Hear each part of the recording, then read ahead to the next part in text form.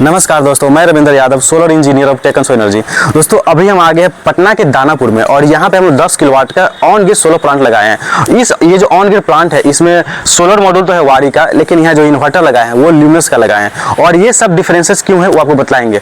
और यहाँ पे ऑन ग्रिड जो प्लांट लगाया कस्टमर ने, तो कस्टमर का रिकमेंडेशन था कि हमको बिना सब्सिडी वाला लगाना है, चूंकि 3 किलोवाट से ऊपर में हम सब्सिडी वाला प्लांट लगाते तो हमारे लिए महंगा पड़ता है।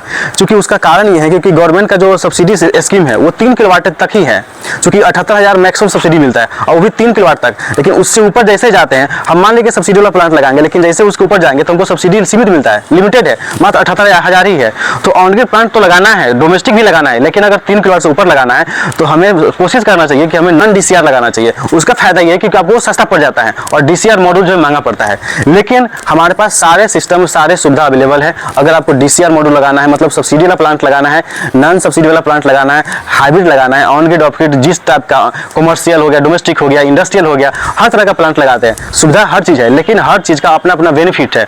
अगर आप 3 किलोवाट मैक्सिमम 5 किलोवाट तक भी लगाते हैं तो भी आपको 78,000 का सब्सिडी तो मिल रहा है, ठीक है। लेकिन 5 किलोवाट से ऊपर जाते हैं तो आपके लिए सब्सिडी वाला प्लांट महंगा हो जाता है। तो आप लोग कोशिश कीजिए कि नॉन सब्सिडी वाला प्लांट ही लगाएं। अब बात आता है कि यही बात ये कस्टमर भी समझे और ये भी बोले कि हमको नॉन सब्सिडी वाला प्लांट ही लगा के दीजिए।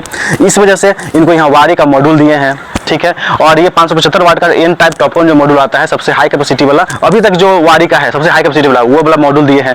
उसके साथ यहाँ जो इन्वर्टर दिए हैं, चूंकि कस्टमर का कहना था कि हमको सबसे ज्यादा एफिशिएंसी वाला ऑन ग्रिड में भी एफिशिएंसी वाला इन्वर्टर आता है, तो ऑन ग्रिड में जो सबसे ज्यादा एफिशिएंसी वाला इन्वर्टर है वो दीजिए। साथ ही उसके साथ जो सबसे ज्यादा वारंटी दे वो वाला दीजिए। तो सबसे ज्यादा वारंटी वाला इन्वर्टर दिए हैं, चूंकि और इसका सर्विस भी यहाँ अवेलेबल है, इसलिए भी दिए हैं। उस ऐसे भी मेरे पास और भी टाइप के जो इन्वर्टर है ऑन ग्रिड में खास करके, वो सबसे ज्यादा एफिशिएंसी वाला, सबसे ज्यादा वारंटी वाला इन्वर्टर अवेलेबल है मेरे पास। लेकिन इनका कहना था कि हमको लुमिनस का दे दीजिए, क्योंकि लुमिनस का बाजू में सर्विस सेंटर है, जनरल दानापुर में है, इस वजह से यहाँ पे लुमिनस का इन्वर्टर दिए हैं। और बात आता है कि इस प्लांट में खास क्या है, चूंकि हर ऑन ग्रिड प्लांट खास होता है, चूंकि जनरल करते हैं कि उसमें बजट कम होता है, कम बजट लगता है, मेंटेनेंस नहीं है।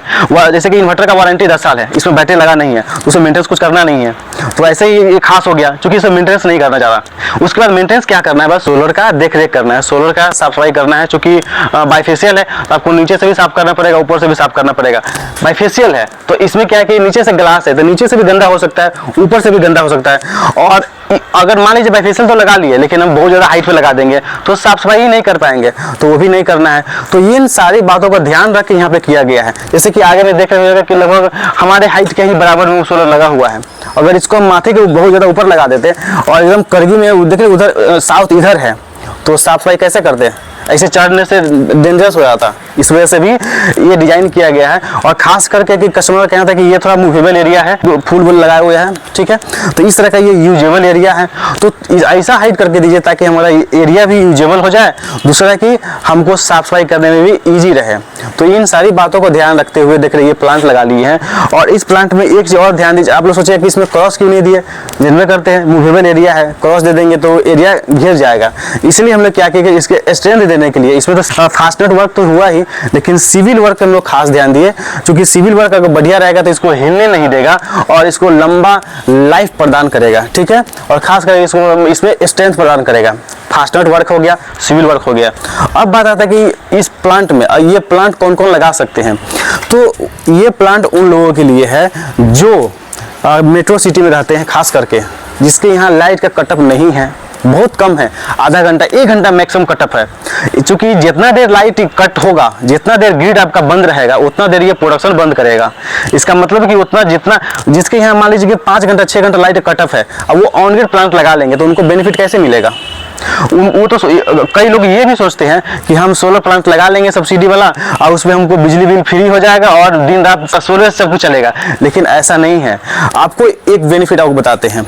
इसमें बेनिफिट ये है कि ये सस्ता है, इसमें बेनिफिट ये है कि इसमें मेंटेनेंस नहीं है, लेकिन ड्रॉबैक इसमें एक ड्रॉबैक भी है, एक खामी भी है। वो यही है कि जब लाइट कटता है, जितना देर के लिए भी कटे, 1 सेकेंड के लिए कटे, आधा घंटा के लिए कटे, 2 घंटा के लिए कटे, उतना देर ये प्रोडक्शन बंद कर देता है, ठीक है। बस यही खामी है, इसके अलावा इसमें कोई खामी नहीं है। लेकिन आप चूज कैसे करें, आप सिलेक्शन कैसे करें कि हमको कौन सा प्लांट लगाना चाहिए, तो आप ऐसे समझिए कि मान लीजिए कि आपके यहाँ बैटरी पहले से लगा हुआ है, इन्वर्टर बैटरी जो होता है जनरली हर घर में लगा होता है, इन्वर्टर बैटरी पहले लगा हुआ है और उनके घर में एक ही बैटरी, दो ही बैटरी जो भी लगा हुआ है, और उतना देर जब लाइट कटता है उतना देर वो पूरा सस्टेन कर लेता है, उतना बैटरी बैकअप से काम चल जा रहा है, तो आप ऑन ग्रिड प्लांट लगा लीजिए, क्योंकि आपको अल्टीमेटली बैटरी बिजली का ही बचत करना है, तो आप ऑन ग्रिड प्लांट लगा लीजिए। लेकिन मान लीजिए कि किसी घर में इन्वर्टर बैटरी नहीं लगा है, लेकिन उनके यहाँ लाइट का कटअप भी बहुत कम है, तो ऑन ग्रिड प्लांट उनके लिए भी बेस्ट है। लेकिन जिनके यहाँ मान लीजिए कि लाइट का कटअप लगभग 2 घंटे से ज़्यादा है, मोर देन 2 आवर है, और उनके यहाँ बिजली बिल तो बहुत ज़्यादा आता ही है, लेकिन लाइट भी कटता है, वो भी एक समस्या है, तो आपके लिए हाइब्रिड प्लांट है, चाहे कोई भी किसी भी कंपनी का हाइब्रिड प्लांट है वो लगाइए। इसमें क्या होता है कि नेट मीटरिंग हो जाता है, जैसे कि ऑन ग्रिड की तरह काम करेगा, और बैटरी बैकअप मिल जाता है जिसकी वजह से ऑफ ग्रिड की तरह काम करेगा, और उनके लिए वो प्लांट बेस्ट है। लेकिन अब यहाँ पे एक और कैटेगरी आता है ऑफ ग्रिड। ऑफ ग्रिड उनके लिए है जैसे कि मान ली वहाँ लाइट बहुत ज़्यादा समस्या बना हुआ है, बिजली तो आता ही है लेकिन लाइट ही नहीं आता, लगभग बहुत मुश्किल से 10 घंटा लाइट रहता है, 5 घंटा लाइट रहता है, या 15 घंटा लाइट रहता है, तो उनके लिए ऑफ ग्रिड प्लांट है, उनके लिए हाइब्रिड भी नहीं है। ठीक है, क्योंकि मान लीजिए रात में अगर 5 घंटा लाइट कट गया, अगर 5 घंटा के बैकअप के लिए अगर आप हाइब्रिड प्लांट लगाते हैं तो आपको बहुत ज़्यादा महंगा पड़ेगा। हाँ, आपके पास बजट है तो हाइब्रिड प्लांट लगा सकते हैं, वरना आप ऑफ ग्रिड प्लांट लगाइए, आपके लिए वो बेस्ट है। तो मैंने आपको लगभग सारा कुछ समझा दिया कि ऑफ ग्रिड प्लांट कब लगाना चाहिए, हाइब्रिड कब लगाना चाहिए और ऑन ग्रिड कब लगाना चाहिए, आप सिलेक्शन कर सकते हैं। फिर भी कंफ्यूजन है तो मेरा नंबर आपको नीचे फ्लैश करता हुआ मिलेगा, उस पर आप हमसे संपर्क कर सकते हैं, चाहे इंस्टॉल करवाने के लिए या सजेशन के लिए। बट कुछ लोग अभी जैसे कि हम नंबर प्रोवाइड तो कर देते हैं, लेकिन रैंडमली किसी बात के लिए कोई लोग हमको फ़ोन कर देता है, वो न कीजिएगा। अगर कोई इमरजेंसी है, कोई आपको जानकारी चाहिए या इंस्टॉल करवाना है तो ही हमें फ़ोन कीजिएगा, वरना आप हमें इस पर कमेंट करके मैसेज कर सकते हैं, इस पर आपको रिप्लाई करेंगे। दूसरा, हमें व्हाट्सएप पे रिप्लाई कर सकते हैं, उस पर भी आपको हम रिप्लाई कर देंगे, डायरेक्टली कॉल ना कीजिएगा, अगर इमरजेंसी है तो ही कॉल कीजिएगा। ये रेस्ट्रिक्शन जरूर रखिएगा, क्योंकि हम लोग काम में बिजी रहते हैं, आपको फ़ोन नहीं उठाते हैं, आप लोग समझिएगा कि हम अब नंबर तो दे दिए लेकिन फ़ोन उठाते नहीं है, तो थोड़ा ये ध्यान रखिएगा। अब नेक्स्ट आता है, जैसे कि मान लीजिए कोई किसी के मन में ये भी डाउट रहता है कि ये ऑन ग्रिड जो प्लांट होता है वो काम कैसे करता है। ऐसे भी इस वीडियो को पूरा पता चल ही जाएगा कि ये ऑन ग्रिड प्लांट काम कैसे करता है। पहला तो इसमें ये समझिए कि अगर कोई अगर सोच रहा है कि हमको ऑन ग्रिड प्लांट लगाना है, तो समझ लीजिए कि पहले आपको पूरा प्लांट लगाना होगा। प्लांट लगने के बाद इसका जो नेट मीटरिंग होता है उसमें थोड़ा टाइम लगता है, भले 10 दिन लगे, 15 दिन लगे, 1 महीना लगे, 1.5 महीना लगे, क्योंकि जगह से जगह हर जगह वेरी करता है, जो कि हर जगह का जो SDO जो जेई है वो अलग अलग रहता है, तब कोई छुट्टी मार देता है, कोई ना कोई वजह से भी थोड़ा डिले हो जाता है। लेकिन एक बार जब नेट मीटरिंग हो गया तो वही उसका फाइनल प्रोसेस है, उसके बाद उसका कोई प्रोसेस रहता नहीं है। तो आप लोग समझ सकते हैं कि अगर टाइम लग रहा है तो किस वजह से लग रहा है। अब इसका जो पावर फ्लो है, इसका ये काम कैसे करता है। मान लीजिए प्लांट लग गया, यहाँ से इससे जुड़ा हुआ इन्वर्टर है, इन्वर्टर जो है, इन्वर्टर का जो आउट वायर है या इन वायर समझिए, आउट वायर, चूंकि एक ही वायर होता है उसमें, वो इन वायर जो है वो आपके मीटर से कनेक्ट है, इनडायरेक्टली नहीं, डायरेक्टली कनेक्ट नहीं है, इनडायरेक्टली कनेक्ट है, वो मीटर से कनेक्ट है। तो ये पावर प्रोडक्शन कर रहा है, प्लेट जो है प्रोडक्शन कर रही है, इन्वर्टर जो है DC को AC में कन्वर्ट कर रहा है, और वहाँ से जो मीटर लगा हुआ वो बाई डायरेक्शनल होता है, मतलब जो आप यूज कर रहे हैं वो भी रीड कर रहा है, जो सोलर प्रोडक्शन करेगी, जो इन्वर्टर सेल करेगी वो भी वो रीड करेगा, वो बाई डायरेक्शनल होता है, और यही फ्लो चलता रहेगा। ये प्रोडक्शन कर रही है, इन्वर्टर कन्वर्ट कर रही है, और वहाँ से वो पावर फ्लो होते हुए ग्रिड में जा रहा है, और वो जो आपका मीटर है वो रीड कर रहा है। बस यही इसका सिस्टम है। ठीक है, इट मीन्स कि मान लीजिए कि आप गवर्नमेंट से बिजली यूज कर रहे हैं, उनका बिजली यूज कर रहे हैं, और आप यूनिट के बदले यूनिट ही दे रहे हैं। ठीक है, जितना आपका प्रोडक्शन हो रहा है और जितना आप यूज कर रहे हैं उसमें से माइनस प्लस होकर के आपको फाइनल बिल मिलेगा, और वो भी बिल आपको महीने के महीने मिलेगा। और उसका जब पूरा जो लाइफ साइकिल है वो ईयरली होता है, जनरल करते हैं फाइनेंशियल ईयर में होता है, मार्च में होता है, तो ये उसका पूरा लाइफ साइकिल है। सेम यही हाइब्रिड में भी होता है, क्योंकि उसमें तो बैटरी बैकअप लगा रहता है। जनरल करते बैटरी बैकअप का काम क्या है, जब लाइट कटेगा, जब सोलर भी नहीं है, लाइट भी नहीं है, तो बैकअप दे बैटरी से। ठीक है, क्योंकि वो सिर्फ सोर्स है, बैटरी में पावर कंज्यूम कर रहा है, सोर्स कंज्यूम है। जब लाइट कटेगा, जब सारा सोर्स खत्म हो जाएगा तो बैटरी कंज्यूम करेगा। लेकिन जो अदर फंक्शन है, जो ऑन ग्रिड का फंक्शन है, वो हाइब्रिड में है, वो सेम यही फ्लो है। ठीक है, इसी तरह से काम करता है। तो ये हो गया हाइब्रिड में। और ऑफ ग्रिड में जनरल करते हैं दिन में जो है सोलर से पूरा काम करेगा, बैटरी को भी चार्ज करेगा, और जब रात होगा तो बैटरी से जितना देर पावर वो बैकअप दे सके उतना देर बैकअप देगा। ये इसका फंक्शन है। और अगर कुछ समझना है तो हमें कमेंट करके बताइए। फिलहाल अभी इस स्टेशन के बारे में बात कर लेते हैं, जो हम प्लांट तो लगा चुके हैं, लेकिन हम इसको बिगिनिंग से बतलाते हैं। और प्लांट की तरह यहाँ भी हम पहले स्ट्रक्चर को बढ़िया से पहले माउंट कर लिए हैं उसका सिविल वर्क करने से पहले उसका फास्टनट वर्क कर लिए हैं। चूंकि फास्टनट वर्क करना जरूरी है, चूंकि यहाँ पे क्रॉस नहीं लगाना था, चूंकि कस्टमर का कहना था कि यहाँ पे मूवेबल एरिया है, सो क्रॉस नहीं लगाइए, चूंकि टकरा जाएगा आदमी, बच्चा लोग भी घूमता रहता है। ये लोग गार्डनिंग के बहुत ज़्यादा शौकीन है, इसलिए गार्डनिंग करते रहते हैं। और यहाँ पे हम लोग जो अर्थिंग लगाए वो टोटल 3 अर्थिंग किया है, उसको इस तरह से पाइप से लेकर ऊपर चले गए। अब यहाँ पे पूरा फाइनल स्ट्रक्चर जब लगा के उसमें सोलर लगा लिए हैं तो फाइनल इसका वो वायरिंग कर रहे हैं और ये लास्ट अपना पूरा इंस्टॉलेशन हो गया है। अब जैसे इसका वायरिंग बचा हुआ है, थोड़ा सा वायरिंग कर लेंगे। देख रहे सिविल वर्क भी बढ़िया से कंप्लीटली कर ली है ताकि स्ट्रक्चर हिले नहीं, चूंकि क्रॉस तो लगाना कंपलसरी था, लेकिन चूंकि कस्टमर का रिकमेंडेशन था इसलिए नहीं लगाए हैं। प्लांट इंस्टॉल किया है, ये हम वारी का 575 वाट का जो टॉपकॉन मॉड्यूल आता है वो वाला मॉड्यूल लगाए हैं। और इसके साथ यहाँ पे टोटल हम लोग उस रो में लगाए हैं 10, 5 नीचे और 5 ऊपर में, 10 और 8 इस रो में लगाए हैं। क्योंकि जिस तरह का एरिया था तो इनका कहना था कि यहाँ पे थोड़ा बागवानी हम लोग करते हैं, तो इसमें मूवेबल एरिया है, जैसे कि आगे से आपको दिखलाते हैं। क्योंकि साउथ ये है और साउथ में अगर हम यहाँ पर अगर ज़्यादा हाइट कर देंगे तो इनको साफ सफाई करने में ज़्यादा दिक्कत हो जाता है। इस वजह से देख रहे हैं कि हम ज़्यादा हाइट भी नहीं किए, मतलब 5 फीट का ही हाइट रखें। और इस लेवल पे जो हाइट है तो ये मतलब आदमी वहाँ से बाहर से मतलब उधर से इधर निकल भी सकता है, उसके बाद यहाँ पे आके इसका साफ सफाई भी किया जा सकता है। मतलब कि मूवेबल एरिया भी हो गया, फ्री स्पेस, और ये इसका जो एरिया है ये यूजेबल भी हो गया और प्लस ये हाइट भी हो गया, और उसके बाद साफ सफाई भी इजीली किया जा सकता है। तो इस तरह से इसका इंस्टॉलेशन कर दिया है। तो उसके बाद यहाँ पे ध्यान दिए खास करके इसके सिविल वर्क का, जो 1.5 बाई 1.5 का सिविल वर्क है। ज़्यादा हाइट है तो यहाँ विंड प्रेशर झेल जाए, ऐसे भी हाई राइज कर दिए हैं तो ये विंड तो ऐसे ही कट जाएगा। लेकिन दूसरा कि इसमें स्ट्रेंथ मिले इसके लेग को, उसके लिए क्या किया कि इसका जो ढलाई है, जो सिविल वर्क है वो 1.5 बाई 1.5 मतलब कि 18 inch by 18 inch by 18 inch इसका डायमेंशन रखे हैं। सभी का जो भी लेग है सभी का डायमेंशन वही है 18 बाई 18। उसके बाद यहाँ पे जो वायरिंग फिनिशिंग है सारा कुछ तो मेरे हर इंस्टेशन में आप देखते हैं कि एकदम प्रीमियम क्वालिटी करते हैं ताकि तार कहीं से लटका हुआ ना हो। उसके बाद कस्टमर जो बोलते हैं उसका ख्याल रखते ही हैं। और यहाँ पे जो हाइट दी वो 6 फीट दिए हैं ताकि आदमी इजीली इंट्रांस कर सके, ज़्यादा झुकना ना पड़े। और इसमें लोहा बाहर नहीं निकाले हैं ताकि खास करके लोहा से ही खतरा होता है, तो लोहा को अंदर में ही डाले हैं ताकि इसमें टच होगा इससे कोई बात दिक्कत नहीं है। और ऐसे भी टच नहीं, क्योंकि ये 6 फीट का हाइट दिए हैं तो आदमी ऐसे जनरली 5-6 फीट के नीचे ही रहता है। कोई अगर थोड़ा 6 फीट का होगा भी तो थोड़ा सा झुक जाएगा, लेकिन ज़्यादा हाइट नहीं दी क्योंकि उसके अनुसार ही इसका भी डिजाइन किए ताकि सब एक लेवल में लगे। और खास बात है इसके इन्वर्टर में 10 किलोवाट का ल्यूमिनस का ऑन ग्रिड इन्वर्टर है। और इसका खासियत क्या है कि ये हाई एफिशिएंसी में है, ठीक है, इसका प्रोडक्टिविटी थोड़ा ज़्यादा है। और इस प्लांट में ये इन्वर्टर लगाने का सबसे बड़ा कारण था इसका ISC और IMAX, देख रहे हैं 16 एम्पियर IMAX और ISC 20 एम्पियर। और जनवे करते कि जितने भी सोलर मॉड्यूल आ रहे हैं सबका VO से तो सेम है लगभग, लेकिन एम्पियर बढ़ रहा है। इसके साथ जो एसिड भी यूज किए हैं हैवेल्स का है, वो भी 32 एम्पियर में, चूंकि ये 10 किलोवाट का है इसलिए 32 एम्पियर में। उसके साथ MC भी यूज किए हैं हैवेल्स का, उसके साथ SPD है वो यूज किए हैं उसके साथ कनेक्टर से होते हुए। और ये इंडिकेटर, चूंकि इंडिकेटर इसलिए लगाए हैं ताकि इसमें कोई भी फेज अगर डाउन होगा तो वो इंडिकेट करेगा हाँ इसमें फेज डाउन है, इस वजह से ये प्रोडक्शन नहीं दे रहा है। चूंकि अगर तीनों फेज ओके रहेगा तभी ये फेज ऑन होगा, ठीक है, तभी ये एक्सपोर्ट करेगा, वरना अगर कोई भी एक फेज डाउन होगा तो एक्सपोर्ट नहीं करेगा। इसलिए इंडिकेट कर देगा ताकि ये आदमी कंफ्यूजन में रहे कि हाँ कोई ये मेरा प्रोडक्शन क्यों नहीं कर रहा है। इसलिए इंडिकेटर लगाना जरूरी था, क्योंकि कई बार ऐसा होता है कि इसमें फॉल्ट आ जाता है लेकिन हमें पता ही नहीं होता कि फॉल्ट किस वजह से है। तो ये खास चीज़ है, क्योंकि कभी ऐसा होता है जनरली खास करके कि किसी न किसी फेज में कोई उल्टा पुल्टा होने की वजह से फॉल्ट आता है या कोई फेज डाउन होगा उसकी वजह से फॉल्ट आता है और हमें पता नहीं चलता, खास करके ऑन ग्रिड में। इसलिए ये इंडिकेटर जरूरी है, इसलिए ये इंडिकेटर दिए हैं। और यहाँ से होते हुए अपने इन्वर्टर में कनेक्शन आ गया है यहाँ पे। उसके बाद यहाँ पे जो DC भी दिए है वो भी यहाँ पे 2 दिए, चूंकि 2 MPPT है अपने पास इन्वर्टर में। और यहाँ पे 2 स्ट्रिंग भी बनाए हैं, तो उसके लिए जो हम लोग स्पीड यूज किए हैं वो है 600 वोल्ट का। और यहाँ जो फ्यूज यूज किया है वो है 32 एम्पियर का। और ये डबल 2-in-2 आउट का जो DC-DB बॉक्स है वो होते हुए चला गया अपने इन्वर्टर में। अब यहाँ से पूरा ऑन है। अब पावर देखिए यहाँ पे, इधर आई बता देते हैं।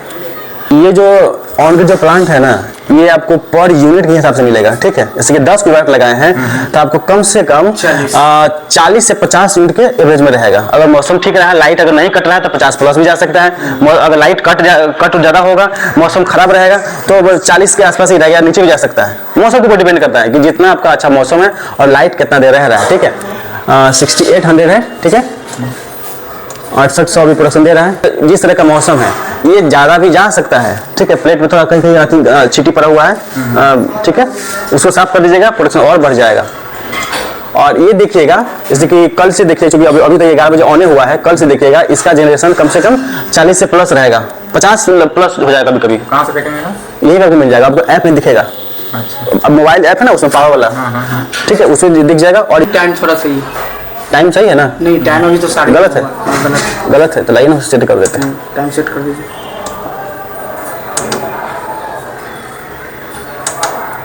कितना है दिखाइए। वो ठीक है, वो ठीक है, 22/9/24 वो तो ठीक है।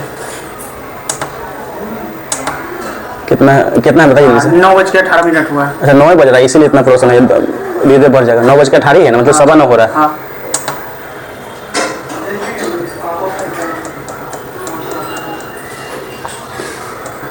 10 बजे तक जाएगा ना, 10-11 बजे तक एकदम बढ़िया और प्रोसेस बढ़ जाएगा।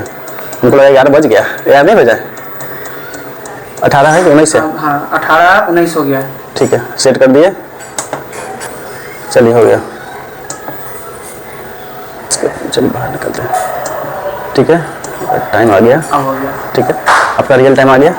अब ये पावर इसी तरह देता रहेगा। अगर इसमें कोई किसी भी फेज में कोई फॉल्ट आएगा या लाइट कट जाएगा तो ये जो ऑपरेशन है ये नहीं दिखाएगा, ये अलार्म आ जाएगा। ठीक है, तो घबराना नहीं है। फिर आपका लाइट फिर से आएगा, 1 मिनट का टाइम लेगा और फिर से ये ऑपरेशन मोड में आ जाएगा। तो आपको इस तरह से कोई घबराने की जरूरत नहीं है और इसी तरह चलता रहेगा। अगर इसमें कोई एक फेज डाउन रहेगा तो हो सकता है कि पूरे जब तक ये फेज बनेगा नहीं तब तक ये ऑपरेशन मोड में नहीं आएगा, क्योंकि ये तीनों फेज से प्रोडक्शन दे रहा है। तो ये तीनों फेज इसका जब तक प्रॉपर नहीं होगा तब तक ये प्रॉपर प्रोडक्शन नहीं करेगा। तो घबराना नहीं है। ये सब कुछ में कोई अगर दिक्कत आएगा तो हमें फोन कर बताइए कि ये दिक्कत है, फिर हमको बताइए हाँ, और इसका वीडियो भेज दीजिएगा कि हाँ क्या दिक्कत है, हमको समझ में आ जाएगा, आपको बता दिया जाएगा कि हाँ क्या दिक्कत है। ठीक है, और इसी तरह से ये चलता है, इसमें और कोई मेंटेनेंस नहीं है।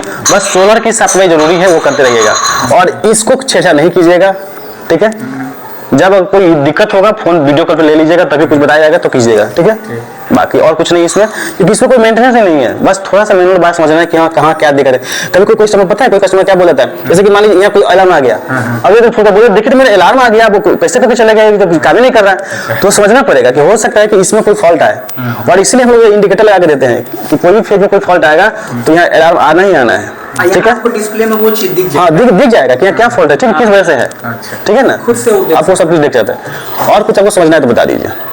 85 तो नहीं जाएगा, अभी तो सर दिखा रहा है सर। नहीं उतना तक कभी जा सकता है, लेकिन वो आपको प्रोमिस नहीं करेंगे हाँ उतना ज्यादा करेगा। ये 7 किलोवाट प्लस जाएगा, ये फिक्स है। 7 किलोवाट प्लस जाएगा ही जाएगा, लेकिन कभी कभी ऐसा भी हो सकता है कि हाँ 8 किलोवाट भी चला जाए, लेकिन वो रिकमेंड हम नहीं करेंगे कि सोचिएगा ये तो जा ही नहीं रहा, आप तो बोल दिए जा ही नहीं रहा, वो नहीं बोलेंगे। हाँ, आपको यूनिट देखना है कि ये 5 यूनिट्स के एवरेज में आपको देना ही देना है। 6 यूनिट भी जा सकता है, अच्छा खासा मौसम रहा तो, लाइट नहीं कटा भर दिन तो 6 यूनिट भी चले जाएगा। क्योंकि देखिए मेन है कि जैसे कि अभी ये मान लीजिए 7 किलोवाट पर्सन दे रहा है, ठीक है, देखिए बढ़ गया ना, लगभग 7 किलोवाट देने वाला है। जैसे कि ये 7 किलोवाट दे रहा है, अगर ये 7 किलोवाट लगभग 5 घंटे तक रह गया तो 7×5 = 35 यूनिट ऐसा ही हो गया। 5 घंटा मतलब कि 9 बजे से लेकर के मान लेते 2 बजे तक। ठीक है, तो 9 3 12 2 5 घंटे 5 घंटा हो गया। तो अगर 5 घंटे भी लगे तो 35 यूनिट ऐसे ही हो गया। उसके बाद 9 बजे से पहले भी तो प्रोडक्शन देगा, थोड़ा थोड़ा 2 बजे के बाद भी तो देगा। इस तरह से ये 40 प्लस हमेशा रहेगा। देखिए 7 किलोवाट होने वाला है, देख रहे हैं 7 किलोवाट हो गया, देखिए धीरे धीरे बढ़ेगा ही। 7 किलोवाट प्लस तो जाएगा, ये फिक्स है। पीक माना गया है 10 से 2। हाँ, इसको पीक माना है 10 से 2, हम 9 से 2 पकड़ते हैं कैसे भी। 9 से 2 चूंकि उसका रेडिएशन जो है, चूंकि सोलर काम करता है रेडिएशन। और ये है इनका स्मार्ट मीटर जो कि अब सोलर मीटर में कन्वर्ट हो चुका है। अब इनका नेट मीटरिंग हो गया है और यहाँ से इनका जो चेंजर है डायरेक्ट उसी में तार जोड़ दिया गया है, क्योंकि इनके पास कोई डिस्ट्रीब्यूशन बॉक्स अलग नहीं था, इसीलिए इसमें जोड़ दिया गया है। और फिलहाल अभी जो प्रोडक्शन दे रहा है वो टोटल 7 किलोवाट का दे रहा है, चूंकि अभी 9:30 हो रहा है टाइम। बट ये प्रोडक्शन अगर मौसम ठीक ठाक रहा और लाइट नहीं कटेगा तो इनको लगभग 60 यूनिट तक का प्रोडक्शन देवे करेगा। और मैक्सिमम जो ऑन टाइम जो इनको प्रोडक्शन मिलने वाला वो लगभग 9 किलोवाट तक भी मिल सकता है। और फिलहाल अभी इनको जो प्रोडक्शन मिल रहा है वो इस टाइम पे, लेकिन जब ये टाइम बढ़ेगा 11-12 बजेगा तो इनको प्रोडक्शन और ज्यादा मिलेगा, 8.5 किलोवाट 9 किलोवाट तक भी जा सकता है। स्मार्ट मीटर वाला जो ऐप है उसमें भी आप चेक कीजिएगा तो आपको इस तरह से नीचे में एरो बनता हुआ दिखेगा और आपको दिखेगा कि हाँ कितना यूनिट का आज डेली का प्रोडक्शन शुरू हो गया। अभी जब टाइम लगभग 12 बजने वाला है तो इस टाइम पे देख रहे कि एक स्टिंग से 12 एम्पियर और दूसरे स्टिंग से भी लगभग 12 एम्पियर का प्रोडक्शन मिल रहा है, मतलब टोटल 8834 वाट का प्रोडक्शन हमको इस टाइम पे भी मिल रहा है। और ये तो हो गई इसके इफिशिएंसी की बात, और इसका प्रोडक्शन कैसा दे रहा है आपको सब कुछ लाइव दिखला दिए। फ्रेंड्स, ये प्लांट आपको कैसा लगा हमें कमेंट करके जल्दी से जल्दी बताइएगा, कहां से देख रहे हैं वो भी मेंशन कीजिएगा। और अगर इंस्टॉल करवाना है तो जो नंबर फ्लैश कर रहा है इस पे आप हमसे संपर्क कर सकते हैं, व्हाट्सएप के थ्रू या कॉल के थ्रू, या फिर इस पे मैसेज डाल सकते हैं, आपको हम रिप्लाई कर देंगे। दोस्तों, जैसा कि मैंने पहले बताया कि आप ऑन ग्रिड प्लांट लगाना चाहते हैं, चाहे सब्सिडी वाला लगाइए या नॉन सब्सिडी वाला या हाइब्रिड लगाइए, कोई भी प्लांट लगाने के लिए आप हमसे संपर्क कर सकते हैं।